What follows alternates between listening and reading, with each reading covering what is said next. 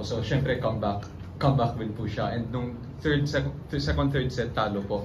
So, what happened po after ng third set? Ano po nangyari? Ano po yung nagbago para ma-dig deep yung Tigresses para makuha nila yung strength para ma-clinch yung last 2 sets po? Well, sabi lang namin sa kanila na wag madalin lahat ng ginagawa. And then, yun nga, yung composure and hindi pa rin tapos yung game.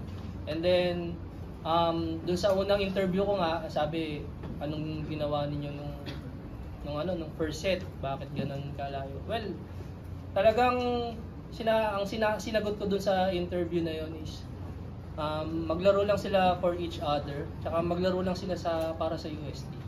Okay, thank you po, Coach. Then for Cassie and for Poyos po, bandang third set, bandang third set, medyo nag-adjust na yung blocking ng DLSU sa sets kay Poyos. So again, similar sa tinanong ko kay Coach, ano yung naging adjustments para ma-free up si Poyos or ma-free up yung other hitters?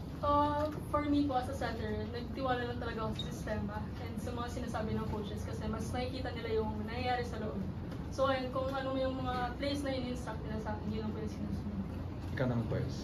And din po, sobrang laking tiwala ko din po syempre kay Ate Cassie kasi siya po yung nagbibigay ng sets. And yun nga, as a spiker siguro need ko din mag-adjust kung ano man yung set and kung ano man yung in-adjust ng kalaban. So, sa part ko naman, adjust ko yung mga set na binibigay sa akin. Okay, thank you so much po.